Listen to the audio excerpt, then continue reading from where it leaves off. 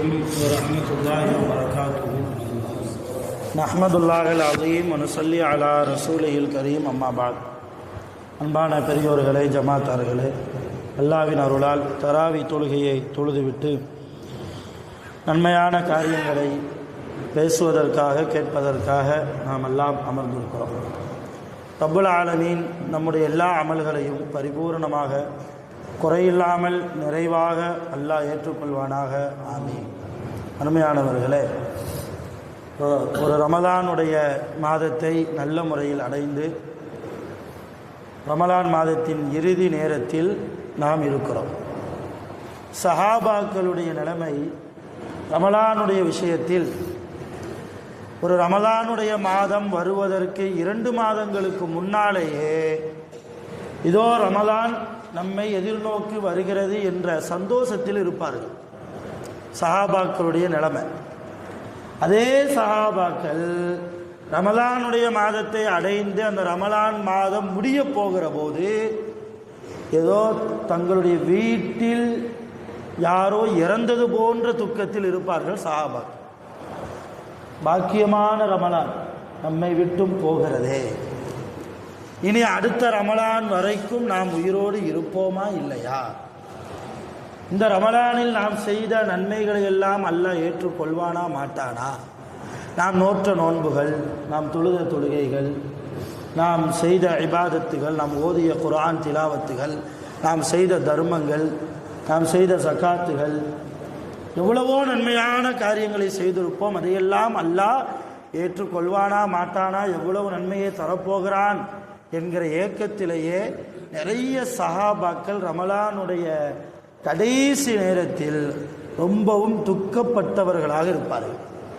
அந்த துக்கம், அவர்களுக்கு ஏற்பட்ட கவலை எப்போ போகும்னா பெருநாள் அன்னைக்கு போகும். காரணம், ரசூலுல்லாஹி ஸல்லல்லாஹு அலைஹி வஸல்லம் அவர்கள் ஆற்றக்கூடிய அந்த உரை, பெருநாளுடைய தினத்திலே ரசூலுல்லாஹ் சஹாபாக்களுக்கு செய்யக்கூடிய அந்த பயான், அதை கேட்ட உடனேயே சஹாபாக்களுக்கு சரி, அல்லாஹ் நம்முடைய இபாதத்தை ஏற்றுக்கொள்வான், முழுமையான ஒரு நன்மைகளை அல்லாஹ் கூலிகளை நமக்கு வழங்குவான் என்கிற திருப்தியோடு சஹாபாக்கள் மஸ்ஜிது நபவியை விட்டும் தொழுது முடித்துவிட்டு கவலைகளை எல்லாம் புறந்தள்ளி விட்டு போவார்கள் என்று சஹாபாக்களுடைய வாழ்க்கையில் நாம் பார்ப்போம். அருமையான பெருமக்களே, இன்றைக்கு அதே போன்ற நிலைமையும் நமக்கு இருக்கிறது. ஒரு ரமலானுடைய கடைசியில் இருக்கிறோம். நாளைக்கு தராவி தொழுகை உண்டா இல்லையா என்பது தெரியாது. நாளை மறுநாள் நோன்பா இல்லையா என்பது நமக்கு தெரியாது.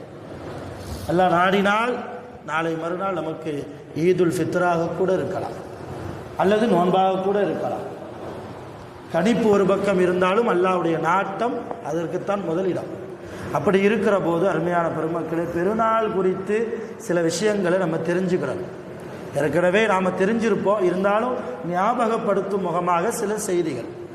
பெருநாளுடைய நாளில் பேண வேண்டிய சுன்னத்துகள், பெருநாளுடைய நாளில் பேண வேண்டிய சுன்னத்.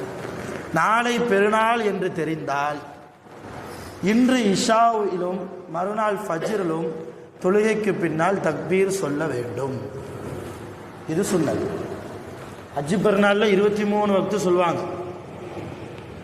துல்ஹஜ்ஜி பிறை 10 பெருநாள், துல்ஹஜ்ஜி பிறை 9 ஃபஜ்ரில் இருந்து ஆரம்பிப்பாங்க. 23 வக்து தொழுகைக்கு பின்னால் என்ன செய்வாங்க, தக்பீர் சொல்லுவாங்க. ஆனால் அது மாதிரி 23 வக்து தக்பீர் இந்த ரமலானுடைய நோன்பு பெருநாள் தொழுகைக்கு கிடையாது. நாளை பெருநாள் என்று உறுதியாகிவிட்டால், எப்போ உறுதியாகும், மகரிபுக்கு பிறகு உறுதியாகும். இன்ஷா அல்லாஹ் நாளைக்கு மகரிபுக்கு பிறகு நாளை மறுநாள் பெருநாளா அல்லது நோன்பா என்பது உறுதியாகும். அப்படி ஒருவேளை அல்லாஹ்வுடைய நாட்டத்தால் பெருநாள் என்று முடிவாகி விடுமையானால் நாளை இஷாவும் நாளை மறுநாள் ஃபஜ்ரிலேயும் தொழுகைக்கு பிறகு தக்பீர் சொல்ல வேண்டும். இது சுன்னத் முதலாவது. ரெண்டாவது, ஃபஜ்ருக்கு பின்னால் வீட்டுக்கு போய்விட்டு எவ்வளவு சீக்கிரம் முடியுமோ அவ்வளவு சீக்கிரம் குளித்து நல்ல முறையில் புத்தாடைகளை எல்லாம் உடுத்தி அத்தர் பூசிக்கொண்டு, சுர்மாவுடைய பழக்கம் இருந்தால் சுர்மாக்களையும் கண்களில் போட்டுக்கொண்டு மறக்காமல் சாப்பிட்டு விட்டு, பெருநாள் நோன்பு பெருநாளை பொறுத்த வரைக்கும் சாப்பிட்டு தான் வரணும். ஹஜ்ஜி பெருநாளில் சாப்பிடாம வரணும். ஹதீஸில் வருது, ரசூலுல்லாஹி ஸல்லல்லாஹு அலைஹி வஸல்லம் ஈதுல் ஃபித்ர் அன்றைக்கு ஒரு பேரித்தமா பழமாவது சாப்பிட்டு தான் வருவார்கள். ஒரு பேரித்தம்பழமாவது. ஆயிஷா அம்மாவுடைய வீட்டில் இருக்கும்போது ரசூலுல்லாஹி ஸல்லல்லாஹு அலைஹி வஸல்லம் ஒரு பெருநாள் என்று, அதுவும் நோன்பு பெருநாள் என்று, கொஞ்சம் ஒரு பேரித்தம்பழமும் ஒரு கிளாஸ் பாலையும் குடித்து விட்டு தான் தொழுகைக்கு வந்தார்கள் என்றெல்லாம் நம்ம ஹதீஸில் பார்க்குறோம். அந்த அடிப்படையில் இந்த நோன்பு பெருநாள் அன்றைக்கு தொழுகைக்காக வரக்கூடிய ஆண்கள் என்ன செய்யணும், வீட்டிலிருந்து வருகிற போதே நல்ல முறையில் குளித்து விட்டு, எவ்வளவு சீக்கிரம் முடியுமோ, 9 மணிக்கு தான், 8 மணிக்கு தான், 7 மணிக்கு தானே தொழுகை, அதனால் கொஞ்சம் படுத்து எந்திரிச்சிட்டு அப்படிங்கிற வேலையே கிடையாது. எவ்வளவு சீக்கிரம் முடியுமோ அவ்வளோ சீக்கிரம் தொழுது விட்டு குளித்து விட்டு ரெடியாகி விட்டு வீட்டிலேயே நம்மால் முடிந்த அளவுக்கு சாப்பிட்டு விட்டு என்ன செய்யணும், பள்ளிவாசலுக்கு சீக்கிரமாக வந்துடணும், சீக்கிரமாக வரணும். அதே போன்று பள்ளிவாசலுக்குள் வருகிற அந்த இடைப்பட்ட நேரம், வீட்டிலேருந்து பள்ளிவாசல் வரைக்கும் சில தூரம் இருக்கும் இல்லையா, தேவையில்லாத பேச்சுக்களை பேசக்கூடாது. என்ன செய்யணும், தக்பீர் சொல்லிட்டே வரணும். ரொம்ப சத்தம் போட்டு சொல்ல வேண்டிய அவசியம் இல்லை. நமக்கு கேட்குற அளவுக்கு என்ன செய்யணும், அல்லாஹ் அக்பர் அல்லாஹ் அக்பர் லா இலாஹ இல்லல்லாஹு அல்லாஹ் அக்பர் அல்லாஹ் அக்பர் வலில்லாஹில் ஹம்து என்கிற தக்பீரை நம்ம மனசுக்குள்ளேயோ அல்லது உதட்டை அசைத்தோ சொல்லிகிட்டே வரணும். தேவையில்லாத பேச்சுக்களை பேசிட்டு வரக்கூடாது. தேவையில்லாத பேச்சுக்களை பேசிட்டு வந்தால் தொழுகை கூடுமா? தொழுகெல்லாம் கூடத்தான் செய்யும். அந்த சுன்னத்துக்கு மாற்றம், அது ரசூலுல்லாஹ்வுடைய வாழ்க்கைக்கு மாற்றம். நான் சொல்கிறதுலாம் ஃபர்லு கிடையாது, சுன்னத்தே முஅக்கதா, வலியுறுத்தப்பட்ட சுன்னத். அப்போ வரும்போது என்ன செய்யணும், தக்பீர் சொல்லிகிட்டே வரணும். வந்து பள்ளிவாசலில் உட்கார்ந்துட்டாலும் இங்கே வந்து உட்கார்ந்துட்டு வேற ஆளை பற்றியும் பேசக்கூடாது. ரொம்ப முக்கியம். பள்ளிவாசலுக்கு பெருநாள் தொழுகை என்பது 1 மாத காலம் நாம் வைத்த நோன்புகளுக்கு, 1 மாத காலம் நாம் தொழுத தொழுகைகளுக்கு, 1 மாத காலம் நாம் நம்மால் முடிந்த அளவுக்கு செய்த தான தர்மங்களுக்கு அல்லாஹ்விடத்தில் கூலி கேட்டு வருகிறோம். அல்லாஹ் நீயே கூலியாக வந்துவிடு என்று கேட்டு வரக்கூடிய இந்த பள்ளிவாசலில் வந்ததற்கு பின்னால் அந்த லைட்டை போடு, இந்த ஃபேனை போடு, என்ன இங்கே தூசியாக இருக்குது, அந்த வேலையே கிடையாது. அது இருந்தால் இருந்துட்டு போகுது. அதற்கென்று ஆளுகள் நியமிக்கப்பட்டிருப்பாங்க, அவங்க போட்டுக்கிடுவாங்க. இல்லைன்னா நம்ம போட்டுட்டு வந்து உட்காந்துட வேண்டியதான். அல்ஹம்துலில்லாஹ். அந்த ஒரு நாளாவது ரொம்ப பொறுமையோடு, யாரை பற்றியும் எந்த ஒரு குரோதமும் இல்லாமல் விரோதமும் இல்லாமல் வந்து முதல் சப்பில் உட்கார்ந்து மனசுக்குள்ளே தக்பீர் சொல்ல வேண்டியது. இது பள்ளிவாசலுக்கு வரும்போது அது மாதிரி நல்ல முறையில் தொழுகை நடக்கும். நம்ம பள்ளிவாசலில் உள்ள அமல்கள் எது எது நடக்குமோ அது இந்த வருடமும் நடக்கும் இன்ஷா அல்லாஹ். பள்ளியில் தொழுது முடித்துட்டு வீட்டுக்கு போகிற போது ரொம்ப முக்கியமான ஒரு விஷயம் என்னென்னா, எல்லோரும் முசாஃபஹா முஆனகா, வழக்கம் போல் தொழுதுட்டோம் துவா செஞ்சிட்டோம் கலைஞ்சி போயிட்டோன்னு இல்லாமல் நம்ம பக்கத்தில் யார் யாரெல்லாம் தொழுதாங்களோ எல்லோருடனும் முசாஃபு. பள்ளியை விட்டு போகிறதுக்கே அரை மணி நேரம் ஆயிடணும், அரை மணி நேரம் 3/4 மணி நேரம் ஆயிடணும். ஒவ்வொருவரும் பாசத்தோடு அன்போடு சகோதரத்துவத்தோடு என்ன செய்யணும், முசாஃபா செய்யணும், முஆனகா செய்யணும். ரசூலுல்லாஹ் சொன்னாங்க, ஒரு மனிதர் இன்னொரு மனிதரோடு முசாஃபா செய்யும்போது 2 மனிதருடைய முஸ்லிம்களுடைய பாவங்கள் மன்னிக்கப்படுகிறது, அல்லாஹ் மன்னிக்கிறான். அதே போன்று முசாஃபாவில் ஒரு முக்கியமான ஒரு சுன்னத்தான விஷயம் என்னன்னா, 2 பேர் முசாஃபா செய்யும்போது எதிர்த்தரப்பில் உள்ளவர் கையெடுக்காமல் நம்ம கையெடுக்கக்கூடாது. இது ரொம்ப முக்கியம். அதுக்காக அப்படியே பிடிச்சிக்கிட்டே இருக்கவும் முடியாது. கூடுமான அளவுக்கு, கூடுமான அளவுனா என்ன, ஒரு துவா. என்ன துவா? தகப்பல் அல்லாஹு மின்னா வ மின்கும் கஃபரல்லாஹு லனா வ லக்கும். இந்த துவா முழுமையாக ஓதணும். தகப்பல் அல்லாஹு மின்னா வ மின்கும் வ கஃபரல்லாஹு லனா வ லக்கும். என்ன அர்த்தம்? அல்லாஹ் உங்கள்கிட்ட இருந்தும் எங்கள்கிட்ட இருந்தும் எல்லா நன்மைகளையும் ஏற்றுக்கொள்வானாக, உங்கள் பாவத்தையும் எங்கள் பாவத்தையும் அல்லாஹ் முழுமையாக மன்னிப்பானாக. இதுதான் அர்த்தம். இந்த துவாவை முழுமையாக ஓதி முடிக்காமல் கை எடுக்கக்கூடாது. இந்த முசாஃபா முஆனகா பெருநாள் தொழுகையில் ரொம்ப சுன்னத்தான விஷயம். முஆனகா செய்கிறது, சகோதரர்களாக இருந்தால் பாசத்தால் வரக்கூடிய அந்த ஆனந்த கண்ணீர் அல்லாஹ் அதை ரொம்ப விரும்புகிறான். பெற்றவர் பிள்ளைகளாக இருந்தால் அந்த இணைப்பை, அந்த பாசத்தை, அந்த புரிதலை அல்லாஹ் ரொம்ப நேசிக்கிறான். அதன் காரணமாக கூட அல்லாஹ் நம்முடைய பாவங்களை மன்னிக்கவும் செய்யலாம் அல்லாஹ் நாடினால். அடுத்த விஷயம், பெருநாளில் நம்ம வீட்டிலேருந்து ஒரு வழியாக வந்திருப்போம், அதே வழியாக போகக்கூடாது. திரும்ப வீட்டுக்கு அதே வழியாக என்ன செய்யக்கூடாது, திரும்ப வீட்டுக்கு போகக்கூடாது. போனால் தப்பு ஒன்றும் கிடையாது, கொலை குத்தம்லாம் ஒன்றும் கிடையாது, பெரிய பாவம்லாம் ஒன்றும் கிடையாது. சுன்னத்தான விஷயம் என்னன்னா, வேறு பாதையில் நம்முடைய வீட்டை தேர்ந்தெடுக்கணும். வரும்போது ஒரு பாதை, தொழுது முடிச்சுட்டு போகும்போது ஒரு பாதை.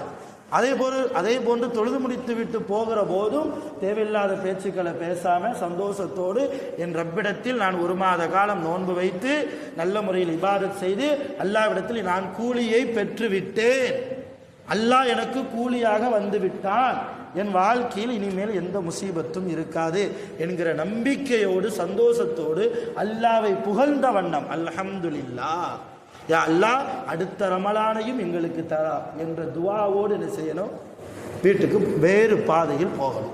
வீட்டுக்கு போனால் மனைவிமார்களோடு, பிள்ளைகளோடு, தாய் தந்தையர்களோடு இணைப்போடு பாசத்தோடு பெருநாளுடைய வாழ்த்துக்களை சொல்லி, இதுவெல்லாம் மிகப்பெரிய சுன்னத்தான காரியம். அதே போன்று ரொம்ப முக்கியம், பெருநாள் அன்னைக்கு சின்ன பிள்ளைங்களை கட்டுப்படுத்தக்கூடாது, சந்தோஷமாக இருக்க விடணும்.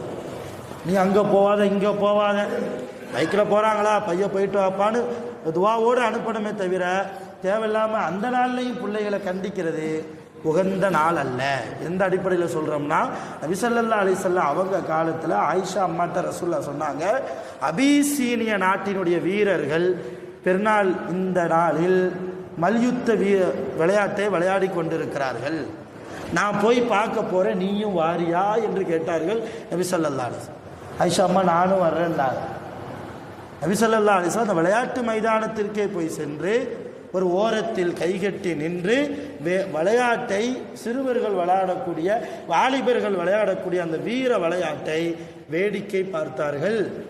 அதோடு மாத்திரமல்ல, தன்னுடைய மனைவி ஆயிஷா அம்மாவை தன் முதுகுக்கு பின்னால் நிற்க வைத்து, ஆயிஷா அம்மா தான் ஹதீஸ் அறிவிக்கிறாங்க, தன்னுடைய தாடையை ரசூலுல்லாஹ்வுடைய இந்த தோல் புஜத்தில் இப்படி வைத்தவர்களாக ஆயிஷா அம்மா பின்னாடி இருந்து வீரர்களுடைய விளையாட்டுகளை வேடிக்கை பார்த்தாங்க. சின்ன பிள்ளைகளுடைய விளையாட்டை வேடிக்கை பார்த்தாங்கன்னு ஹதீஸ்ல வருது. இப்போ ரசூலுல்லாஹ் சிறுவர்களை கண்டிக்கலை, பெருநாள் அன்னைக்கு விளையாடுவதற்கு உரிமை கொடுத்தாங்க. எவ்வளோ பாதுகாப்பாக விளையாடணுமோ அவ்வளோ பாதுகாப்பு, அவ்வளோ சந்தோஷம். பெருநாள் என்பது சந்தோஷமான நாள். இன்ஷா அல்லாஹ் இது மாதிரி உண்டான சுன்னத்துகளையும் பேணி நாம் என்ன செய்வோம், இந்த பெருநாளை கொண்டாடுவோம். வல்ல ரஹ்மான் நோன்பு மாதத்தினுடைய, ரமலான் மாதத்தினுடைய பரிபூர்ணமான கூலியை நமக்கு முழுமையாக வழங்கி அருள் புரிவானாக. நிறைய ரமலான்களை நம்முடைய ஆயுள் நாட்களில் ரப்புல் ஆலமீன் நமக்கு வழங்கி அருள் புரிவானாக. ஆஹிரு தஅவானா அல்ஹம்துலில்லாஹி ரப்பில் ஆலமீன். சுப்ஹானல்லாஹி வ பிஹம்திஹி, சுப்ஹானல்லாஹி வ பிஹம்திஹி, அஷ்ஹது அன் லா இலாஹா இல்லா அன்த அஸ்தக்ஃபிருக வ அத்தூபு இலைக். ஆமீன். சுப்ஹான ரப்பிக ரப்பில் இஸ்ஸத்தி அம்மா யசிஃபூன் வ ஸலாமுன் அலல் முர்ஸலீன் வல்ஹம்துலில்லாஹி ரப்பில் ஆலமீன். ஸல்லல்லாஹு அலா முஹம்மத் ஸல்லல்லாஹு அலைஹி வஸல்லம். ஸல்லல்லாஹு அலா முஹம்மத் ஸல்லல்லாஹு அலைஹி வஸல்லம். ஸல்லல்லாஹு